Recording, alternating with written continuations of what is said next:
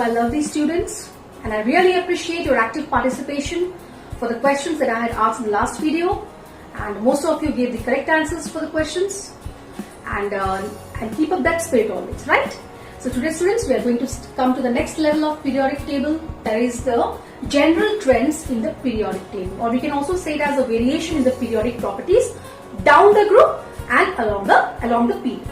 So let's start the topic, right? So as you can see here students, the first thing that we are going to discuss is the trends or the variation in the periodic properties down the group, right? And as I told you, we are concerned with atomic numbers from 1 to 20. Okay, so we'll be focusing mainly on those elements, right? So now students, as you can see here, I have already written the groups, the group 1 elements. This is the group 1 element, as you know. Yes? Hydrogen, lithium, sodium, potassium. Then you have rubidium, cesium, francium also, but we are just discussing up to potassium, right? So now students, we are going to discuss these periodic properties. Okay, so how does the periodic properties change or they show variation down the group? So for the example, I have taken the group 1 elements. Okay, so let's start it. The first point that you can see here is the number of shells. Okay, so as I have already written the electronic configuration for all these elements, you can see the number of shells. So the first element has 1 shell. The second element has 2 shells. So this is period 1, period 2, period 3, period 4. So already now they are clear that the period number depicts the number of shells. So how do the number of shells vary down the group? We can write it that it increases, the number of shells increases arithmetically down the group. Okay. So how the number of shells vary? Increases okay, let me write here, increases arithmetically. Right? Here. So down the group you can see, as you are moving down the group, the number of shells 1, 2, 3, 4, 5, and it will continue in this manner, right? Let's come to the second one, atomic size. Okay, so this is quite important students. So now for your class, that is up to standard 10th, the definition of atomic size is different. But as you move to 11th and 12th, the definition of atomic size will gradually change, right? But for the time being, just consider this definition. Atomic size is basically what? The distance between the center of the nucleus to the shell where the last electron is found. Okay, where the last electron is found. So for the time being, that means up to standard 10th, you can consider this definition of atomic size. But obviously this definition is going to change later on, right? So I'm not going to that topic deeply now. So for the time being, just remember students, atomic size refers to the distance between the center of the nucleus to the shell where the last or the valence electron resides, right? That is the atomic size. Clear? So now as we can see here, now just look at these 4 elements down the group. Just see here you have 1 shell, here you have 2 shells, here you have 3 shells, here you have 4 shells. So the size of that means the number of shells are being added. So this atomic size basically, or we can say atomic size, or we can also call it as atomic radius. Okay, atomic radius. Okay, that can be also called as atomic radii. So they are same thing only. Okay. So the atomic, that means as the number of shells arithmetically increases down the group, so the atomic size also gradually increases down the group because of the addition of more number of shells. The size of the atom, that means we can say the radius of the atom, increases gradually down the group. So what happens to the atomic size? How does it vary? It increases. So what is the reason for increase in the atomic size? Basically it is the addition of more number of shells. That means arithmetically is increasing, and atomic size basically it depends upon what students, 2 factors mainly. Okay, basically it depends upon the number of shells and the nuclear pull. By nuclear pull I mean, nuclear pull is what? Or the nuclear force is the force of attraction exerted by the nucleus. We can also call it as effective nuclear charge. Okay, it is also called as what? Effective nuclear charge. Okay, so this nuclear pull, it depends upon 2 factors: number of shells and the effective nuclear charge, or basically now you can understand nuclear pull. And obviously we know that inside the nucleus there are neutrons and protons. Neutrons have no charge, so it is because of the number of protons. So atomic size is dependent upon two things, the number of shells and the nuclear pull, and number of shells is the most important property, right? So as you can see here, down the group, as the number of shells increases, so does the atomic size. Clear? Now let's come to the next point, valence electrons. Obviously you can see here, now how many valence electrons, each one, valence electrons is the number of electrons in the outermost shell, right? So how many valence electrons each element has, you can see the number of valence electrons remains fixed, that means all have one electron. So down the group, the number of valence electrons does not vary, it remains constant or same, okay? The number of valence electrons remains same. I think this idea is very clear. Now let's come to the valency. Obviously, if the number of valence electron is same, the valency will be same, right?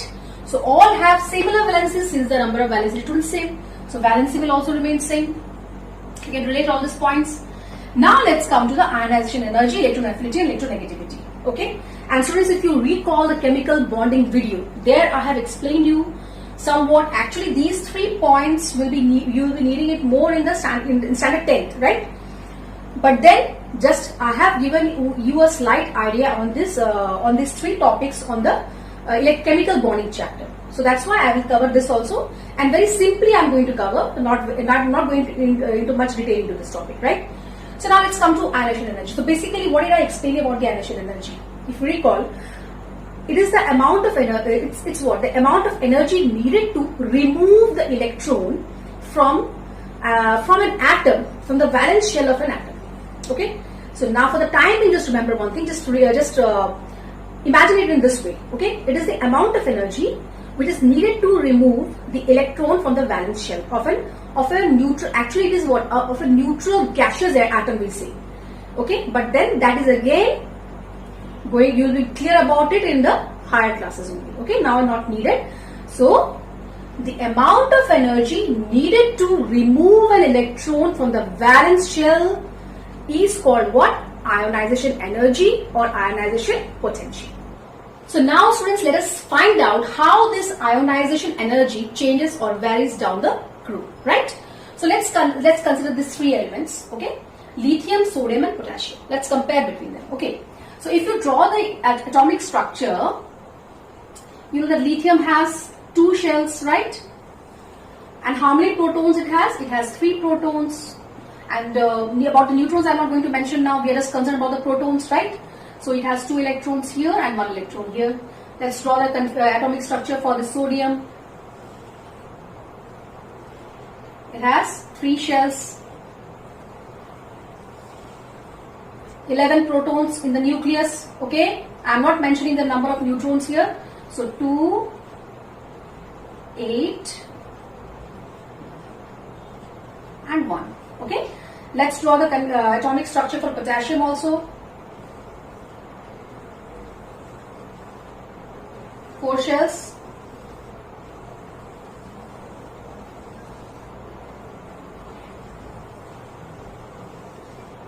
so it has 19 protons, 2,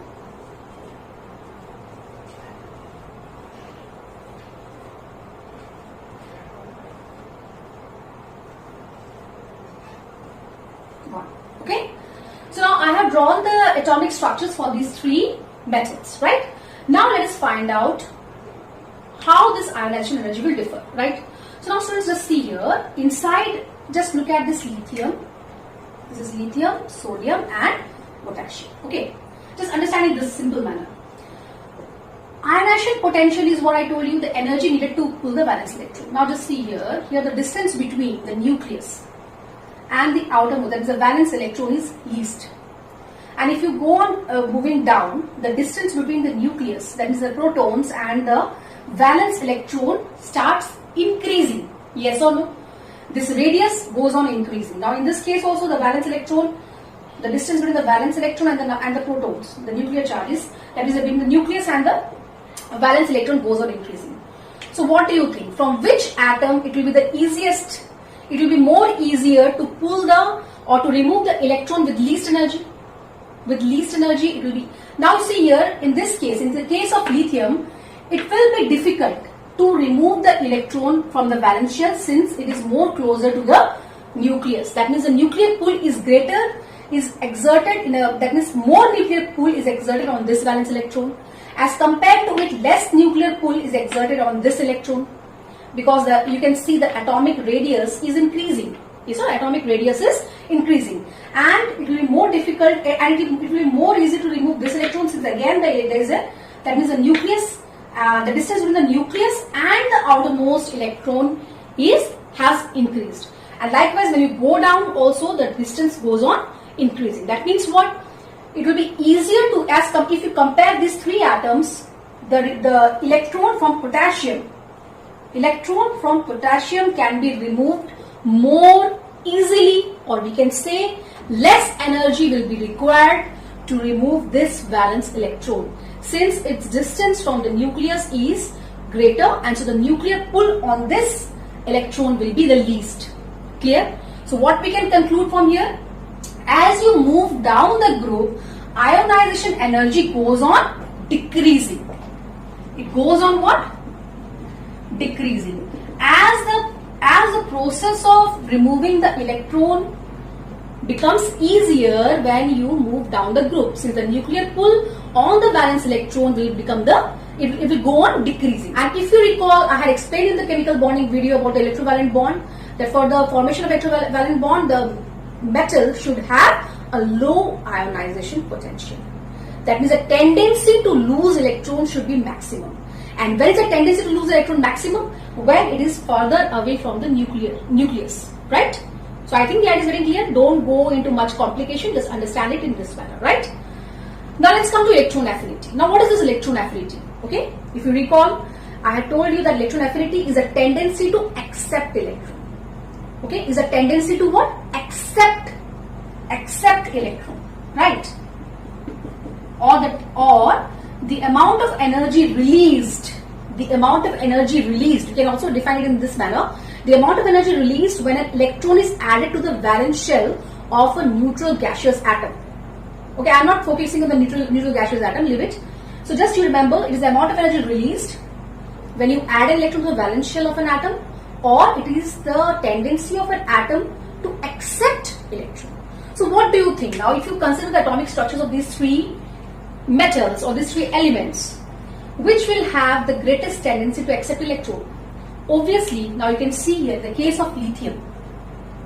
In the case of lithium, this is a valence shell. So if I am going to, if an electron is brought here, lithium can accept it because you can see this is the valence shell of lithium, and lithium will have a greater nuclear pull on that electron. Yes or no? Lithium will have a more greater, or it can apply a more greater nuclear pull on that electron. What about this? Now again same thing here. Now if an electron is if you want to add an electron over here, the distance between the nucleus and this electron is much greater, right? Is greater as compared to lithium. So the tendency to accept electron will be lesser as compared to lithium. Okay, and for potassium the tendency to accept electron will be lesser than these two, and this trend is followed down the group. Okay, why the tendency is less to accept the electron? Because the nucleus because the radius is the distance between the nucleus and the valence shell is going on increasing, so less nuclear pull will be exerted on this electron which is going to be added. So we can say that now it is that means here the electron affinity is the maximum, and in potassium the electron affinity is the least. So we can conclude from here that the electron affinity goes on decreasing down the group. Yes or no? Lithium has a maximum electron affinity. Yes or no? Because the electron will be pulled with a greater force by lithium, then sodium, then potassium. So we can conclude here that it also decreases. Decreasing, whatever you can write. So let's come to the next point, electronegativity, right?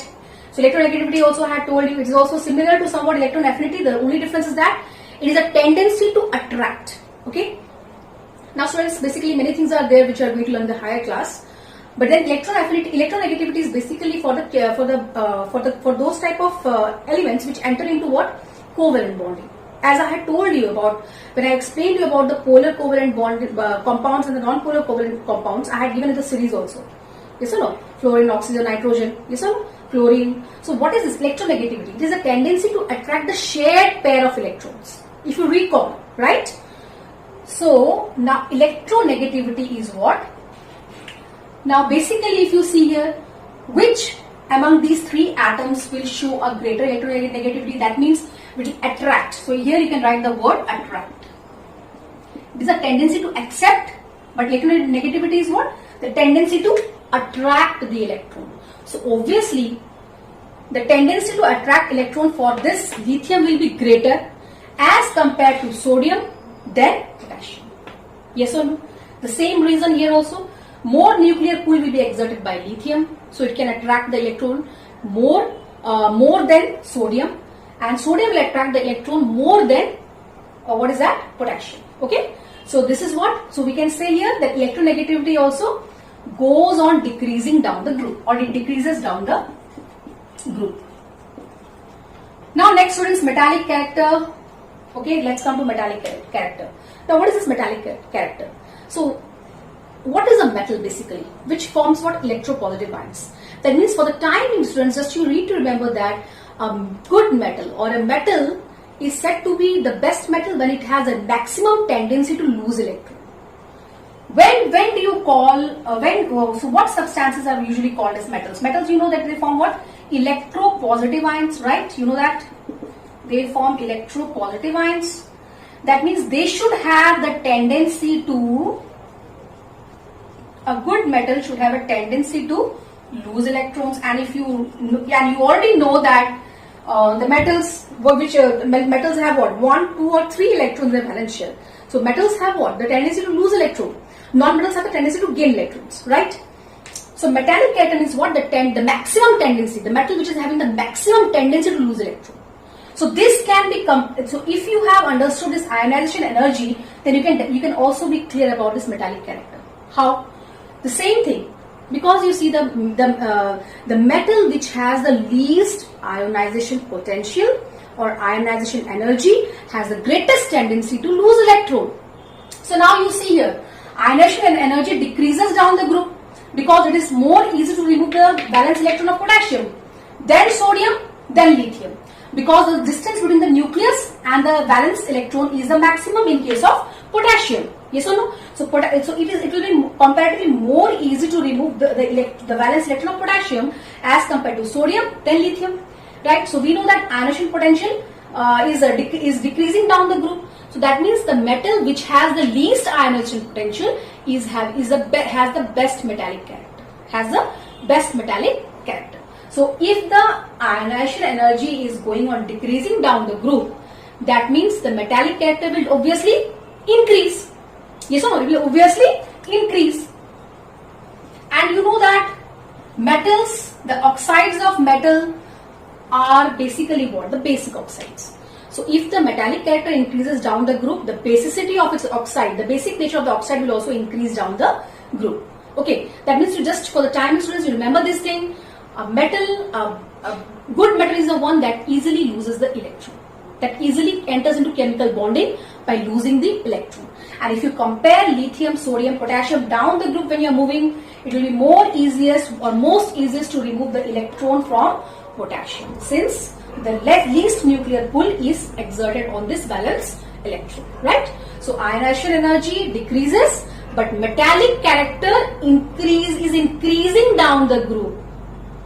Because least ionization potential means it is the best, it is having the best metallic character. Okay, I think that is very clear. Now let's come to non-metallic character. So it is the reverse. Yes or no? Obviously, if the metallic character is increasing down the group, then obviously the non-metallic character will decrease down the group. That is quite simple, I think. Yes or no? That means if the metallic character is increasing down the group, obviously the non-metallic character will decrease down the group. Okay, so I think, students, with this your idea must be clear about the various trends of periodic properties down the group. And besides that, one more thing that I had told in the last video, that in the same group elements exhibit the similar physical and chemical properties. Very similar, the properties are very similar because of the similar electronic configuration. So by similar electronic configuration, I mean the number of valence electrons. Since they have the same number of valence electrons, so the physical and chemical properties are quite similar in a group. Okay. So now students, let's discuss about the variation in the periodic properties along the period, right? So for example, I have considered the period third. Okay, third period I have considered. So where you have 8 elements, 1, 2, 3, 4, 5, 6, 7, 8. So now I have already written the electronic configurations. Okay.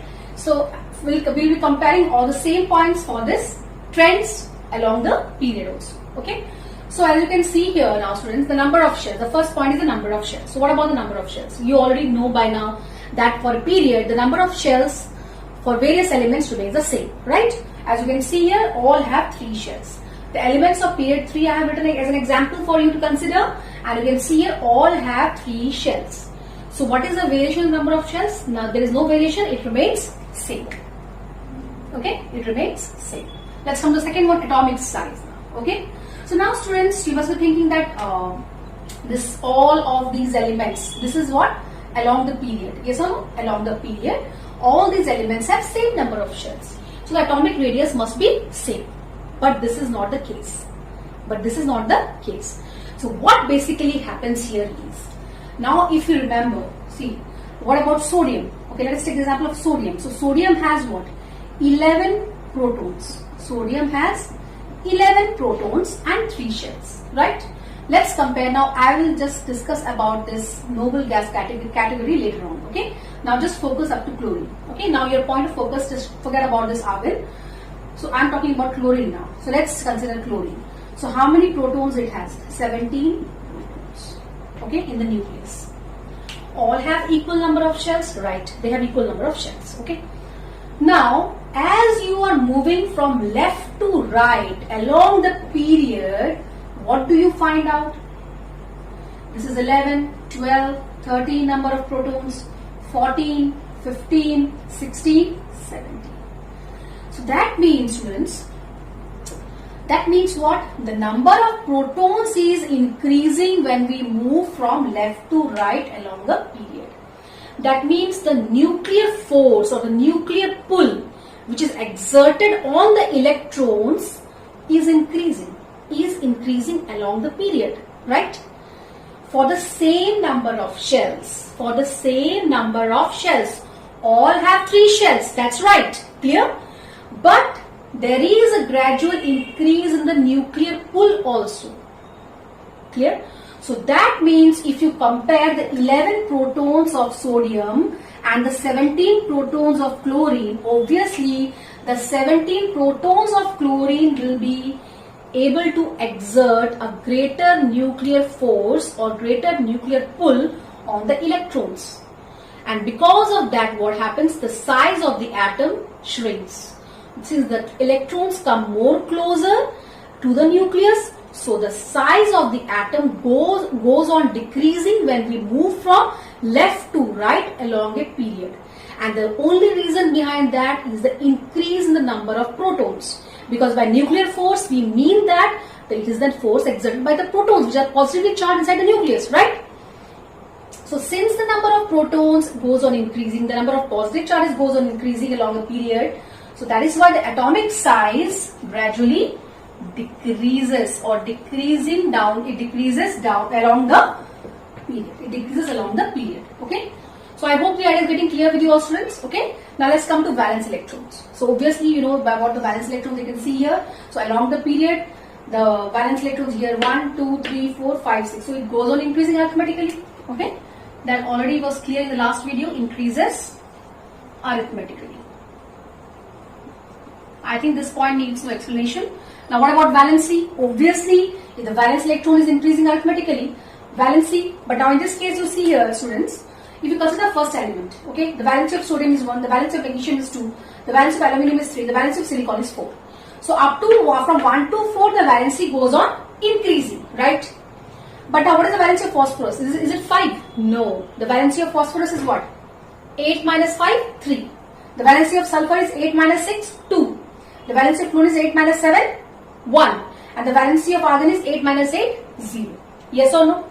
So that means we can say that the valency increases in this format. First 1, 2, 3 up to 4, then again 3, 2, 1, 0. So increases up to 4, then there is a gradual decrease up to 0. Okay, so along the period, first the valency increases up to 4, then decreases. That means reaches up to 0. For the noble gases, the valency is 0. Okay. Now let's come to the next point. That is ionization energy. So what I had told you in the about ionization energy, that it is the energy needed to remove the valence electron. So now students, just see here. If you compare now, so among these elements, whose tendency to lose the electron, whose tendency to lose the valence electron will be maximum? Now let's compare sodium.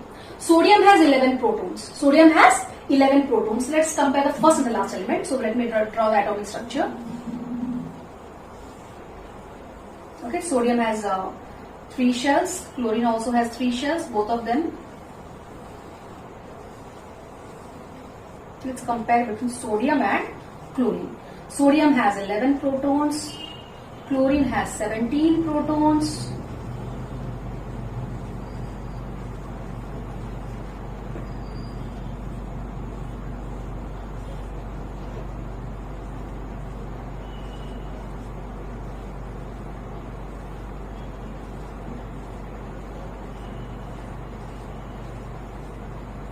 Wait, 7, yes.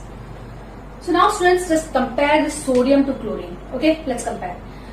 Now among these two, which will have the tendency to lose an electron? So as I had explained, you just see here, 11 protons are exerting the nuclear pull on the same number of shells, students, same number of shells, right? So 11 protons are exerting a nuclear pull on this valence electron. And here 17 protons. So now as you can see here, sodium has 1 electron. Chlorine has 7 electrons. First thing to be noted down. Yes or no?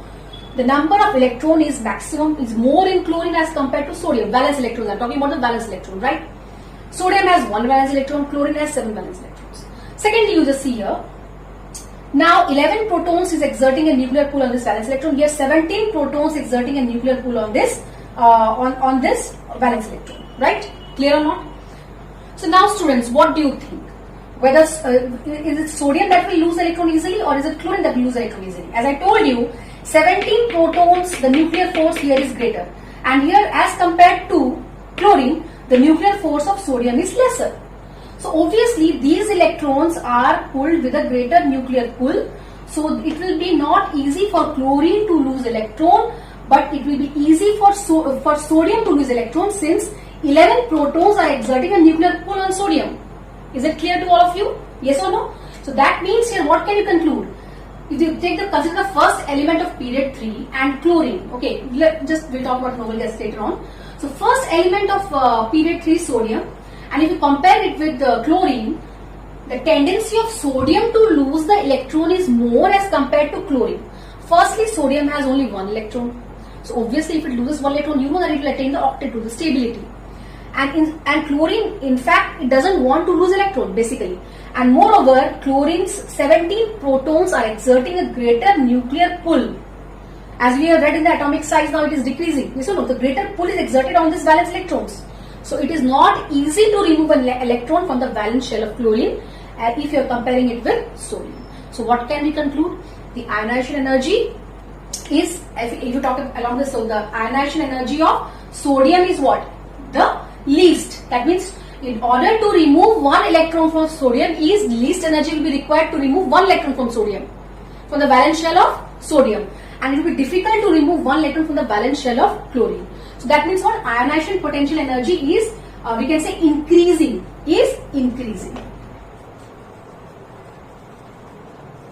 Why it is increasing? Why we call it is? Why we say that it is increasing? Because it is more difficult to remove. Sodium has the least ionization energy. Easily sodium will lose the electron. Why? Because it has 11 protons which are exerting a nuclear pull on it. But chlorine will lose an electron when a very high amount of energy is applied to it. That means more amount of energy is needed to remove 1 valence electron from the valence shell of chlorine, because 17 protons are exerting a greater nuclear force as compared to sodium. Okay? So that means ionization energy increases. That means going on. So now more difficult. This is less difficult. Easily can be removed. Then this, and it cannot be removed from easily from chlorine. Very high amount of ionization energy is required. Okay, so that also makes sense that we know that that metal should have a least ionization energy, and you know that sodium is a metal. As you are moving from left to right, you can see the metallic character is also decreasing. Yes or no? Now students, let's come to the next point, that is electron affinity. So the electron affinity is basically what? The tendency to accept electron. That means that the amount of energy which will be released by an atom when an electron is added to its valence shell. Now let us compare these two atoms. Okay, chlorine and sodium. Okay, sodium and chlorine. So now sodium has 11 protons. So obviously if an electron is brought here, as I told you, 11 protons are exerting a nuclear force on this. 11 protons of sodium are exerting a nuclear pull on this electron, and here 17 protons of chlorine are exerting a nuclear pull if an electron is brought here. So whose tendency to accept electron will be greater? Obviously chlorine's tendency to accept electron will be greater as compared to sodium, because the nuclear pull of chlorine is greater as compared to sodium. 17 protons and 11 protons. So the nuclear pull exerted by the chlorine will be obviously greater as compared to sodium. So we can say that electron affinity is increasing gradually. So sodium has at least 11 protons, then 12, then 13. So you can see the number of protons is increasing gradually. Yes or no? So that means chlorine will have the maximum tendency to accept electron, and sodium will have the least tendency to accept electron because of the greater nuclear charge of chlorine. Isn't it? Right? Are you getting it clear? So electron affinity will also increase. It is increasing when we move from left to right along the period. Okay. Now next, students, obviously electronegativity, electron affinity. Electronegativity is a tendency to attract electrons. Obviously chlorine will accept. Now why electron affinity of chlorine is greater? Because it needs one more electron to, first thing is what? It needs one more electron to complete its octet. I am talking about electron affinity point first. Okay. So I have already discussed it's increasing, and moreover one more reason is what? Chlorine will attain an octet. Okay. After receiving one more electron, after accepting one electron, it will attain octet. Clear?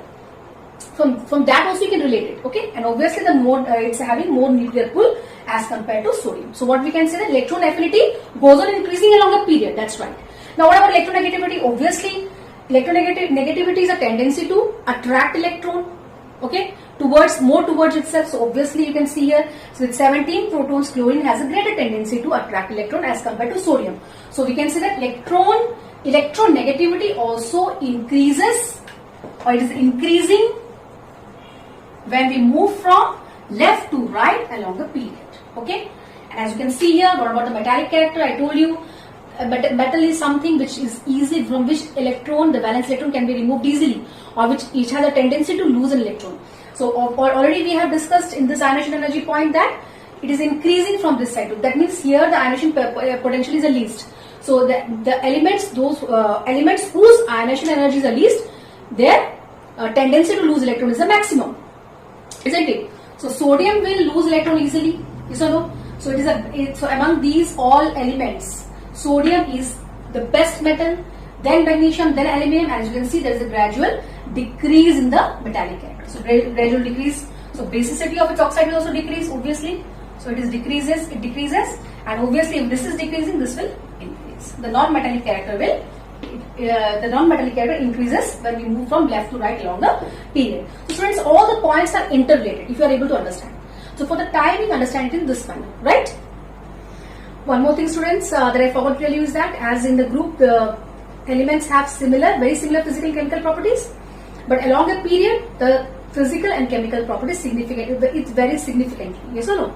There is no similarity. Okay, there is a lot of differences in the physical and chemical properties because they don't have the same number of valence electrons. Okay, so with this, I have completed the explanation of this part, and I have put some questions for you as you can see on the board. I'll just read it out once for you. So you are going to send your answers in the comment section. Which of the following gives the correct increasing order of atomic radii for oxygen, fluorine and nitrogen? You have to choose one among these. Which of the following would lose an electron easily? Magnesium, sodium, potassium or calcium? And arrange in the order of decreasing metallic character: sodium, silicon, chlorine, magnesium and aluminum. So I hope students you'll be able to answer these questions. Please go through the video carefully, and this type of questions are usually asked in the exam, so be very clear about it. Okay. And till the next class, study well.